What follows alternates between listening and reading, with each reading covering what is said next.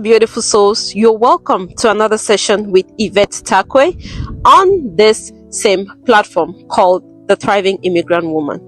I want to use this opportunity to welcome all my new followers and all my new subscribers, and I want you to know that you're welcome to this space and feel free to share your ideas, join us in our topics of discussion, and also share what your expectations are. If you quite remember with me, last week we started on the topic trauma. We shared on what trauma was, the different types of trauma, and how trauma presents itself. On the series of today and on the series of this week, I want us to look at how trauma affects the human mind, the body, and its environment. It is very important and necessary. We cannot talk about trauma without actually laying a foundation or talking on how trauma affects us. That it will be our main focus for today.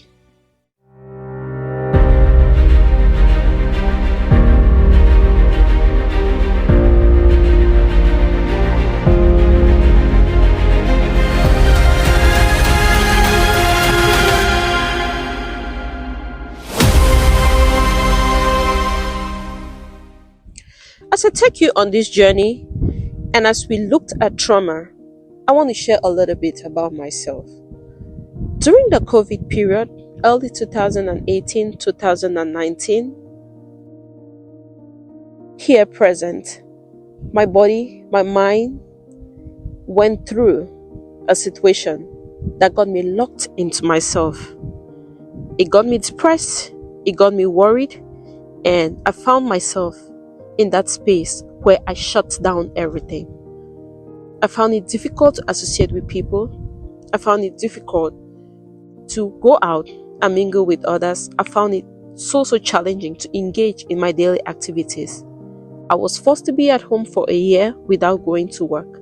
Not because I wanted to, but because that is the situation in which trauma often places people in.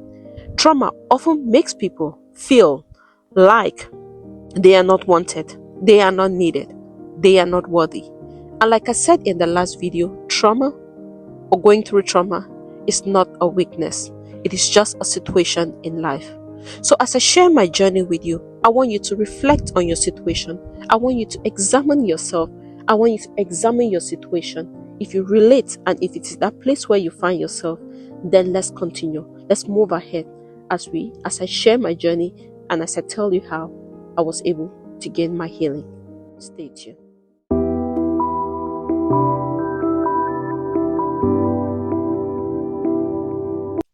So we move ahead and I share with you today a story of healing, a story of God's love, a story of God's mercy. So in 2018, diving into 2019, being an immigrant, juggling school, and so many things, God blessed me with the fruit of the womb. And the baby was thriving. We were doing well. We went for doctor's appointment. Everything was going well. But towards the third trimester into that pregnancy, I faced a difficult situation. I had visited my OBGYN for my wellness checkup, and out of the sudden, I had to be rushed for emergency testing. My mind went black. I was weak, I was tired, and I struggled to keep my feet. Getting into the emergency room, tests were run, CT scans were done, and I got the announcement. Yvette, unfortunately, we found no heartbeat. I shut down, and after 30 minutes, I asked the doctor, what is the way forward? He said, we had to take out the remains. Not as if I did not pray. I had prayed and fasted for that fruit of the womb. I had prayed. I had asked God to bless me, and He did. A couple of days after, the remains of that child was taken out. I felt like the world had turned against me. I wanted to question God, and that is how I blacked out. I shut myself out on the wall, not visiting, not talking to anyone, staying in my room all day. I would pray, and I kept asking myself, where did I go wrong? I kept asking God, where did I go wrong? I might have been wrong to question God at that time. It was just a woman that had lost a child, wailing out, travailing, and asking for help. For a year, I sunk into myself.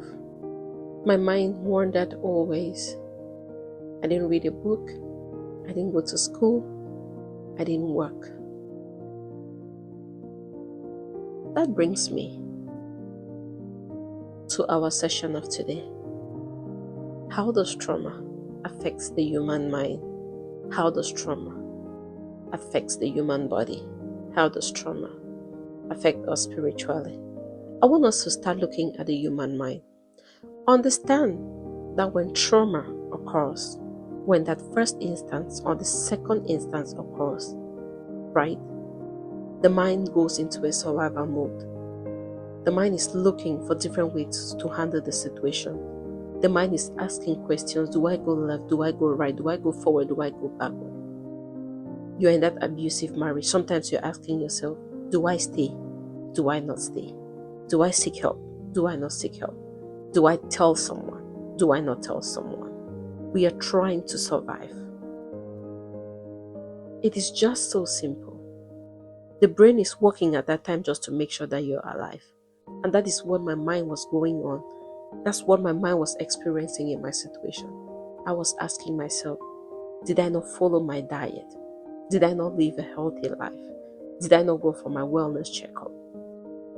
Did I not talk to someone? Did I not pray about the situation? We find ourselves overthinking. That's why the mind goes through. We will find ourselves seeking, or we will find ourselves scanning for any situation of danger. I became so afraid that when you talk about pregnancy, I will panic. I will feel like I will still go through the same situation. At that time, we'll be struggling to relax. I was just sleeping. I was just laying in bed. Some days I will not even eat.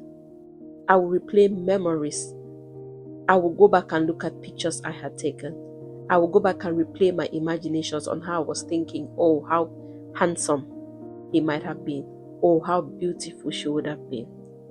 That is what happens in the mind. The mind just goes into a survival mode. That is how the mind will react to trauma.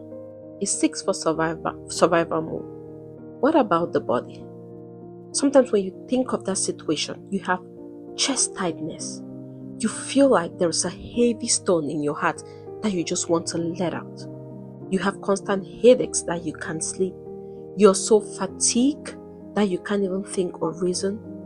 We fall into deep insomnia. We cannot even sleep. We cannot even rest. And we have, sometimes it goes to the point that we have digestive issues. And above all, constant tension. Think of that woman. Think of that person that is going through marital brutality, trauma in marriage. Sometimes when they look at men, they feel like they are so tense. When they look at women, they have that flashback. This is what my wife did to me, or this is what my husband did to me. Think about that child that went through sexual abuse, physical abuse. When they look at someone that looks like the perpetrator, they cannot stand. They begin to sweat. They are tense. They are trembling. They are nervous. They can't even express themselves, and they cannot even stand in that room. That is what the body goes through. I looked at my body. I looked at my previous scars, and it played in my mind.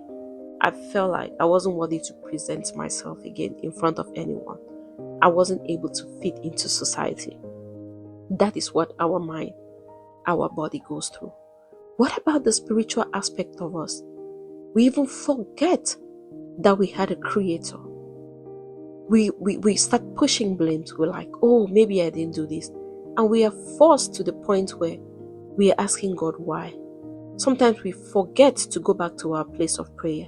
Sometimes we forget to go back to our mentors. Sometimes we forget to go back to our spiritual prayers. We forget to go back to our spiritual fathers. We forget to go back to that place of prayer. This is me. I had prayed. I had fasted. And when it occurred, I forgot that I could go back to fasting and prayer and ask God, what is the way forward? Remember, there's a saying that when a door closes, a window opens. My mind was struggling at that time just to survive. My body was struggling to live a day-to-day life. Are you in that situation? Has that trauma locked you up in a room where you can't show your face to the society? Has that trauma locked you up in that space where you cannot even appreciate God for the other things that are happening around you? Have you been forced to say, I will never get married again because this is what my previous husband did to me? And when you are in that place, that is how your emotions tend to react. I lost interest to love. I lost interest to show love. Some days I'll just wake up and I'm unnecessarily upset. Some days I just feel so irritable. There is emotional shutdown. You don't want to give out love you don't want to receive. Maybe another man is approaching you, offering you another space where you could receive love, but you say, no, I can't trust. I can't love because the first time I loved, it failed. Maybe you're getting into a point where men are coming to seek for your hand in marriage, but you're saying, no, I can't marry. My perpetrator did not treat my body well, so I'm not too sure if you're going to treat my body well. We are going through all these mixed emotions. We are going through all these challenges. We are going through all these trust issues. That is what trauma can do to our mind, our body, the spiritual aspect of us, and our emotions. But I want to end today in sharing this with you. Is healing possible? Yes. Is healing visible? Yes. Is healing guaranteed and sure? Yes. Based on one thing. If you accept that situation and start putting yourself to work. Did I heal? Yes. How did I heal? We'll finalize our session next week, and I will show you diverse ways of how healing is sure and how you can heal, use your brokenness to fulfill purpose. On this note, thank you. Thank you for watching with me. Thank you for listening to me. And this is Yvette Takwe, bringing you encouraging, successful life stories on this platform called The Thriving Immigrant Woman. If you are following and if you're enjoying and if it's encouraging you, don't forget to always share with a fellow friend, a fellow sister, a fellow brother. Like and subscribe. And thank you as I see you next week as we conclude on the topic trauma. Thank you.